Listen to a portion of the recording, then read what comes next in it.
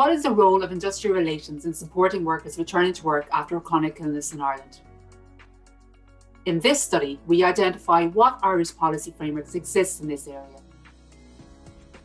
We also examine the involvement of social partners in shaping return to work policy.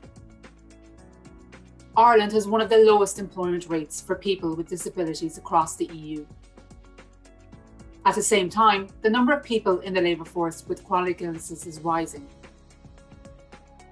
Therefore, it is critical that return to work is supported by policy at both a national and a company level.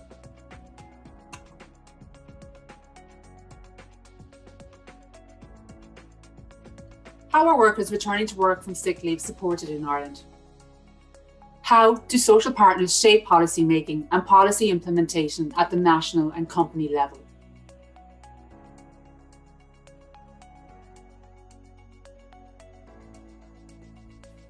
There is no national policy to support the return to work of people with chronic illness. The initiatives that do exist are uncoordinated and fragmented. Some are public, some private. Many initiatives focus on disabled workers who are unemployed and supporting them back to the workplace.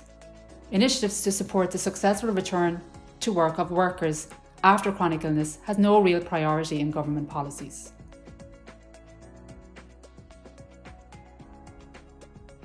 There is little social dialogue between social partners on return to work policies evident at national, regional or sectoral levels. At company level, there is limited evidence of trade union involvement on the topic of return to work during collective bargaining. The process of managing return to work involves dialogue between the individual worker and management directly, in particular HR managers and line managers.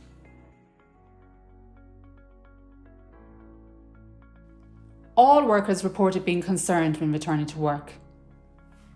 A number of actors are important in supporting employees back to work. These are medical practitioners, managers, family and work colleagues. The majority of workers saw the role of trade union representatives as not important. 1 in 2 respondents in the workers' survey said they received no support or adjustments at work when they first returned. They were also expected to slot back in and be as productive as before their sick leave.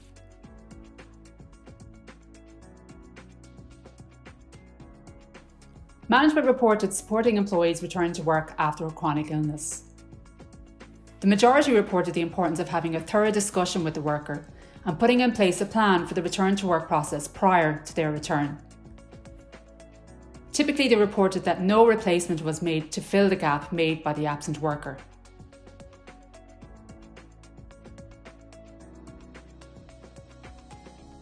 The most important factors in managing return to work after chronic illness in Ireland are early intervention, timely and proactive use of organisational procedures, communication between key stakeholders and multidisciplinary coordination across government department agencies and the workplace.